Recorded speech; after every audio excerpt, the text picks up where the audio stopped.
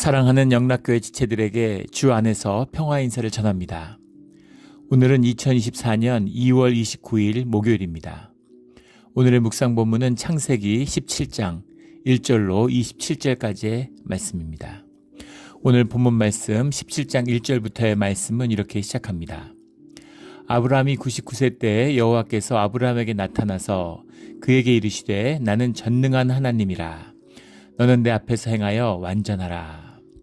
아브라함이 99세 때라고 하는 것은 이제 인간적인, 우리가 상식적인, 경험적인 틀 안에서 주님의 새로운 생명의 그 언약의 가운데에서 새 생명을 얻기에는 이미 늦었다라고 하는 절망을 표현하고 있는 것이죠. 그런데 또 역설적이게도 바로 이 절망의 순간, 안 되는구나, 끝났구나, 이렇게 생각할 때가 주님의 새로운 일이 시작되는 때입니다. 그래서 우리가 주님 안에서 광야의 길을 걸으면서 고난의 길을 걸으면서 실패와 좌절을 반복하게 되죠. 그리고 주님이 기다리시는 것은 나에 대한, 내 에고에 대한, 내 고집에 대한 절망, 완전한 절망을 기다리시는 거예요. 그리고 주님이 시작하시는 새로운 새 출발의 삶이 우리 가운데서 시작되는 겁니다. 이것이 주님의 역사죠. 우리 세월을 아끼고 빨리 끝내야죠. 고난의 삶인데 이것을 어떻게든 수습하려고, 망해가는데 이걸 어떻게든 구하려고, 그래서는 안 됩니다. 깨끗이 끝내고 주님 안에서 새로운 출발이 이루어져야 되는 것이죠. 그것이 주님이 우리에게 매년 주시는 이 사순절 고난주간의 의미예요. 우리 오시는 주님을 만나는 그런 새로운 출발이 이루어지는 이 사순절의 때가 되기를 주의 이름으로 축원합니다. 99세가 됐는데 여호와께서 아브라함에게 나타나서 말씀하시는 거죠. 그러니까 이제 주님은 어디 가셨나? 이제 내 기도는 응답하지 않으시나? 그리고 예전에 줬던 언약은 다 뭔가? 이런 생각을 하게 될 때 다시 한번 오셔서 언약을 확인해 주시는 겁니다. 성경 전체에 가장 많이 나오는 말 중에 하나고 핵심적인 말 중에 하나가 기억하라 라는 말이죠. 기억하라, 기억하라 이렇게 말씀하세요. 기억해야 되는 겁니다. 기억한다는 건 언약 가운데 주님이 함께하고 하심을, 주님과의 교제 가운데 함께 동행하는 그 삶으로 나아가라, 이런 의미죠. 그에게 이르시되 나는 전능하신 하나님이라. 계속 여호와 하나님이다 이렇게 말씀하셨는데 그 야훼다 이렇게 주님을 당신을 소개했는데 쉐다이 엘 쉐다이라고 하는 전능하신 능력의 하나님, 능치 못할 것이 없는 엘셰다이라는 말이 아브라함이 그 광야에서 불러내실 때, 또 뭐 야곱이 베델에서 그 피통회 할 때, 또 모세를 불러내실 때, 이럴 때 이 엘셰다이라는 표현을 쓰시죠. 전능하신 하나님. 또 욥기에 보면 욥이 절망할 때 주님이 나는 전능한 하나님이다 이렇게 말씀하십니다. 주님은 능치 못할 것이 없으시죠. 그래서 그런 전능하신 하나님으로 우리가 그런 하나님을 만나는 것, 그것이 우리에게 삶의 어떤 터닝 포인트가 되는 것이고 또 우리에게 큰 위로가 되는 거죠. 은혜가 되는 거죠. 주님이 우리를 위로하시고 우리와 같이 아파하시고 우리의 아픔을 같이 아파하시는 것으로 우리와 깊이 공감하고 연민하는 그런 분이십니다. 동시에 우리의 삶의 조건을 완전히 바꿀 수 있는, 또 능치 못할 게 없는 전능하신 하나님이라는 것을 기억해야죠. 전능한 하나님이 우리와 함께하고 계십니다. 할렐루야. 너는 내 앞에서 행하여 완전하라. 완전하라 라는 말도 성경에 많이 나오는 말이죠. 타만이라는 말을 쓴 건데, 타밈이라는 말은 뭐 blameless, 영어로는 뭐 complete, 뭐 sound 뭐 이렇게 많이 해석을 하는데 말 그대로 완전함입니다. 근데 주님 앞에서 완전할 수 있는 사람이 누가 있겠어요? 뭐 세상 가운데도 마찬가지겠지만 너는 내 앞에서 행하여 완전하라죠. 내 앞에서 행한다는 건 주님의 뜻에 따라 주님과 함께 동행한다는 얘기입니다. 주님과 하나됨으로, 주님과 연합함으로 주님 앞에서 온전할 수 있고 완전할 수 있는 것이죠. 주님이 인도하시는 비밀이에요. 그러니까 아브라함의 믿음이 흔들릴 때, 아브라함이 지치고 이제 그 소망에 대한 꿈들이 잦아들 때 주님이 다시 한번 오셔서 너는 완전하라. 전능하신 하나님이 너와 함께 하신다. 이런 힘을 주시는 겁니다. 내가 내 언약을 나와 너 사이에 두어 너를 크게 번성하게 하리라. 다시 한번 약속을 확인시켜 주시는 거죠. 그리고 5절에 이제 후로는 내 이름을 아브라함이라 하지 아니하고 아브라함이라 하리니 이는 내가 너를 여러 민족의 아버지가 되게 함이니라. 새 이름을 주시고 또 새 언약을 새롭게 하시는 새 언약을 주시는 겁니다. 그리고 오늘 이제 할례에 관한 말씀이잖아요. 언약의 표징으로서의 할례에 관한 말씀인데 할례를 할 때 유대인들은 할례를 줄 때 이름을 지어줍니다. 할례 때 이름을 받는데 오늘 할례로서 주님의 백성이 되었다는 주님 안에서 새로운 이름을 받는 거죠. 지금 99세인데 마치 태어난 지 8일 된 아이처럼 영적으로는 그런 거예요. 할례를 함으로써 언약의 새 이름을 받게 되는 겁니다. 새 이름을 받았어요. 아브라함이나 아부라고 하는 말이 이제 아버지란 말이죠. 아브라함이라는 말은 뭐 영어로는 exalted father, 뭐 뛰어난 아버지, 훌륭한 아버지, 뭐 위대한 아버지, 뭐 이런 아버지의 의미가 있는 거죠. 모든 믿음의 조상이 되는 아브라함이다. 또 15절에 가면 사라에게도 이름을 주죠. 할례는 아브라함이 받았는데 사례도 같이 새 이름을 받아요. 할례라고 하는 건 주님과의 언약인데 왜 할례는 남자만 받을까? 남자의 대표성이죠. 남자만 받지만 모든 사람이 받는 겁니다. 우리 졸업식 때 졸업장을 받는데 졸업생 대표 이렇게 나가서 졸업장을 받죠. 일일이 줄 수도 있지만 뭐 큰 대학 같은데 수천 명이 졸업하는데 어떻게 일일이 줍니까? 그러니까 대표가 나가서 받는 것이 모든 사람이 받는 것이죠. 그런 의미잖아요. 조약을 할 때 의회에서 비준하고 의회가 그 나라의 의사에 대한 대표성을 가지죠. 그렇다고 의원들이 다 서서 일일이 또 하지 않죠. 외무장관이나 대통령이 이렇게 사인합니다. 대표성이죠. 그 언약에 정상과 정상이 만나서 두 사람이 사인함으로써 언약을 맺고 뭐 몇백 명의 국회의원들이 그것을 인증했지만 그 조약에 모든 국민이 묶여 있죠. 그런 거죠. 대표성입니다. 그래서 남편이 받았지만 부인이고 딸이고 모든 여성들이 그 남자의 대표성 안에서 할례를 받은 것이 되는 거죠.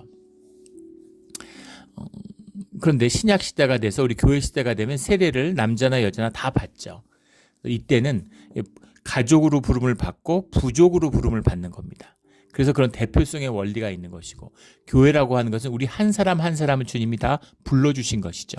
그래서 우리 한 명 한 명이 왕 같은 제사장으로서 우리가 있는데 우리의 대표로서 대표성을 가진 제사장이 주님 앞에 서는 것이 아니라 내가 주님의 지체가 되었기 때문에 주님의 지체를 이루는 왕 같은 제사장으로 주님의 교회 가운데 일원이 된 거예요. 그래서 모든 이가 주님 앞에서 한 명 한 명으로 부름을 받는 거죠. 그것이 세례의 의미입니다. 세례를 받고 주님께 가는 것처럼 이제 할례를 받는 거예요. 내가 내 언약을 세워 나와 너와 내 대대 후손 사이에 세워서 영원한 언약을 삼겠다. 주셨던 축복의 약속을 새롭게 하시는 거죠. 10절에 너희 중 남자는 다 할례를 받으라. 이것이 나와 너희와 너희 후손 사이에 지킬 내 언약이니라.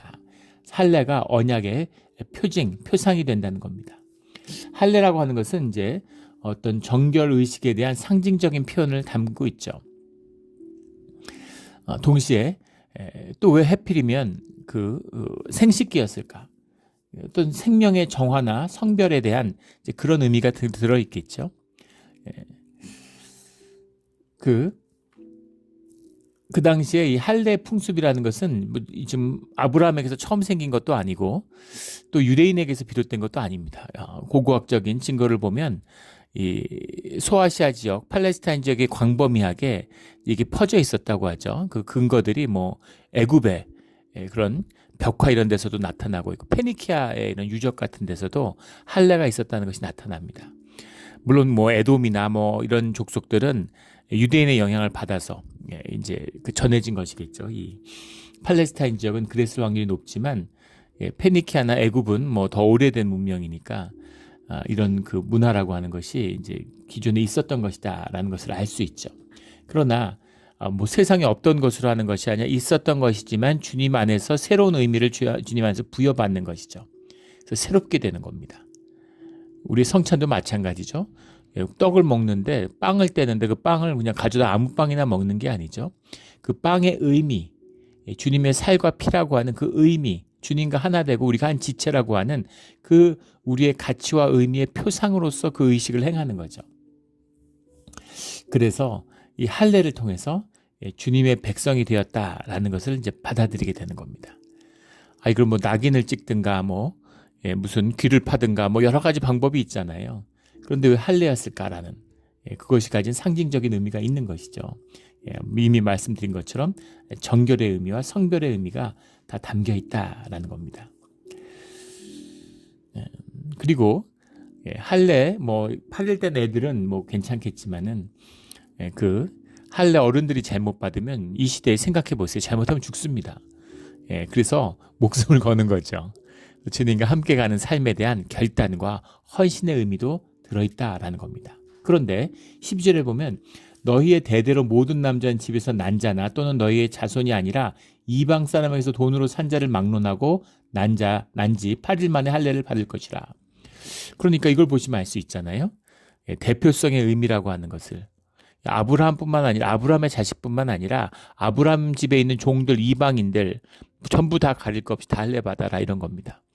주님의 임재 가운데 함께하는 자들, 그 구속사 가운데 함께하는 자들, 그런 자들에 대한 구별된 성별의 의미, 또 그들이 그 언약의 보편성에 대한 표상이 담겨 있는 거죠.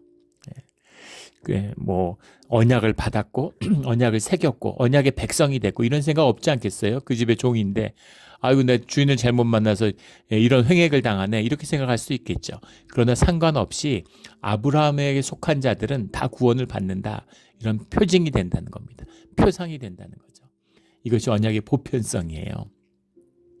마치 우리 몬트레이 영락교회가 주님이 임재가 있고 주님이 축복을 부어주셔가지고 복된 우리 공동체가 되면, 그러면 교회가 뿐만 아니라 교회에 속한 모든 가족들, 우리의 자녀들이 다 복을 받는 겁니다. 뿐 아니라 몬트레이가 복을 받아요. 몬트레이에 몬트레이 교회가 있는지 영락교회가 있는지도 모르는 사람들, 신앙이 뭔지 예배가 뭔지 전혀 모르는 사람들, 일생의 예배를 한 번도 보지 못한 자들도 그 복을 누리고 살아가게 된다는 겁니다. 받게 된다는 거죠. 누리지는 못할 수 있을지 그 복된 환경 가운데 살아가게 되는 겁니다. 그 비밀이 이 언약의 보편성 가운데 들어있는 것이죠. 우리는 축복의 주님, 그 축복의 문을 여는 우리의 믿음의 자리, 예배의 자리가 되기를 주의 이름으로 축원합니다. 근데 왜 8일만일까? 그 레위기 12장 2절에 보면 피에 대한 부정의 정결의식에 대한 말씀이 나오죠. 그러면서 이제 월경의 예를 같이 이제 담고 있어요. 피를 보고 피가 흘렸으면 인간의 피가 묻어있는 부정인 거죠. 출생이라고 하는 것의 피 흘림입니다. 그래서 그것으로부터 구별된 그 정결을 할 수 있는 그 정결의 기간이 1회죠. 그래서 7일을 지나서 8일째 주님께 드리는 겁니다. 피에 쌓여있는 피를 본 그런 것을 주님이 받지 않으시는 거죠. 그래서 그것을 이제 정결하게 한 다음에 정결해진 생명으로서 주님께 드린다라는 의미가 들어있는 거죠.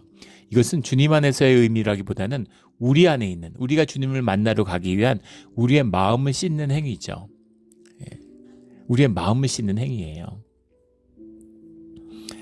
그런 의미에서 8일인데 신기한 것은 그때 무슨 과학 다큐멘터리를 보는데 8일이라고 하는 날이 굉장히 의미가 중요한 날이더라고요. 사람이 태어나면, 아이가 태어나면 신생아들이 저항력이 약한데 저항력이 급격히 늘어난다는 거죠. 몸의 저항력이 막 강화된답니다. 새로운 환경에 노출되고 새로운 세균과 이런 여러 가지 노출되니까 막 이제 저항력을 몸이 키우는 거죠. 몸에 있는 저항력들이 막 이제 확장되고 강해지는 겁니다. 그 피크가 8일째라는 거예요. 8일이 지나면 다시 그 저항력이 하강한다고 그러죠. 그래서 어떻게 8일째 이거 수술을 하게 됐을까? 기가 막히잖아요. 알고 했겠습니까? 주님이 하시는 일이니까 당연하다고 할 수 있겠지만 참 이게 신비롭다, 이런 생각을 하게 돼요. 그래서 8일 만에 할례를 받게 되는 것이죠. 그래서 너희 집에서 난 자든지 너희 돈으로 산 자든지 할례를 받아야 하리니 이는 내 언약이 너희 살에 있어 영원한 언약이 되려니와. 그래서 언약이 너희 살에 있다라고 하는, 그러니까 우리의 삶에 있다고 하는 것이죠. 육신의 믿음을 새기라는 겁니다. 육신의 할례를 받았다고 믿음이 생기는 것은 아니죠. 반대입니다. 우리의 마음을 새롭게 해서 주님의 언약의 백성이 되었다는 그 마음을 우리의 몸의 색이라는 거죠. 우리의 삶의 색이라는 겁니다. 삶으로 살아야 그 언약이 의미가 되는 거죠. 서로 약속에 충실하고 서로에게 충실한 짝이 되겠다는 약속을 했기 때문에 결혼 반지가 의미가 있는 거죠. 우리가 결혼을 언약하고 우리가 서로 결혼을 준비하자. 우리가 이미 예정된 짝이다라는 의미가 약혼에 담겨 있고 약혼의 반지가 되는 거죠. 결혼에 반지를 꼈는데 뭐 반지 빼놓고 바람피로 다닌다. 예. 저녁에 클럽에 갔는데 반지 빼놓고 간다. 무슨 의미가 있겠습니까? 아무 의미도 없는 거죠. nothing이죠. 반지 아무 의미 없는 거예요. 예. 거기에 우리의 마음이 담겼을 때만이, 그 언약을 우리가 충실히 지키고자 하는 우리의 충실히 살아가는 삶이 담겼을 때만이 의미 있고 소중한 그런 표징이 되는 거죠. 할례도 마찬가지다라는 겁니다. 로마서의 말씀, 우리 이 할례를 이제 가슴에 받아야 된다. 유대인들은 이방인들도 할례 받아야 된다. 이것을 이제 창세기, 레위기 이런 걸 이제 얘기하면서 하는 거죠. 그런데 바울은 그 핵심, 그 법이 중요한 게 아니라 법 정신이 중요한 것처럼 그것을 정한 뜻이 무엇인가를 살피라는 거죠. 그래서 마음의 할례를 받은 자들인데 왜 육신의 할례를 강요하느냐 이런 겁니다. 너희는 마음의 할례도 받지 못했는데 너희네 육신의 할례가 너희의 삶을 지켜주지 못하는데 이방인들에게 할례를 요구하는 게 무슨 의미가 있느냐라는 거죠. 그래도 데모데는 또 본인이 할례를 베풀어요. 필요하면 주님의 뜻 가운데서 그 마음이 담겨 있으면 그럼 받을 수도 있는 거죠. 거기에는 또 다른 의미가 있는데 주님의 뜻 가운데 있고 주님의 뜻에 붙들린 주님의 삶을 살겠다고 하는 우리가 주님에 드리는 언약의 의미도 들어있다는 겁니다. 제가 여러 번 나누어서 들어보신 분들도 기억하신 분들도 있을지 모르겠는데 제가 신앙생활하면서 가장 부끄러운 기억 중에 하나는 제가 세례를 군대 훈련소에 있을 때 받았어요. 제가 주님을 인격적으로 영접하고 크리스천의 삶을 언약하기 딱 10년 전에 군대에 있을 때 훈련소에서 받았습니다. 신앙과 믿음이 전혀 없을 때예요. 그런데 훈련소에 있으면 이제 내무반에 있기도 싫고 그 다음에 이제 그 교회에 가면 빵을 주죠. 빵과 우유를 줍니다. 카스테라 빵과 우유, 초코파 이런 걸 주기 때문에 반드시 가야만 되는 거죠. 그래서 그걸 이제 받기 위해서 먹기 위해서 가다가 거기서 이제 세례를 받았어요. 근데 그날 그 교회에서 세례를 받고 그다음에 그 성당에 가서 세례를 또 받을 뻔했습니다. 거기서 빵을 주기 때문에 두 탕을 떼기 위해서 급하게 서둘러 성당을 갔는데 세례식이 끝난 거예요. 근데 그 군종 그 신부님이 그 망연자실한 제 표정을 보고 이제 그 마음을 헤아리신 거죠. 그래서 잠깐 기다리라고 들어가시더니 빵하고 카스테라 빵, 초코파 이런 걸 갖다 주셨던 기억이 납니다. 사실 정말 세례도 아니었던 것이죠. 그게 굉장히 나중에 교회를 다니는데 부끄러운 겁니다.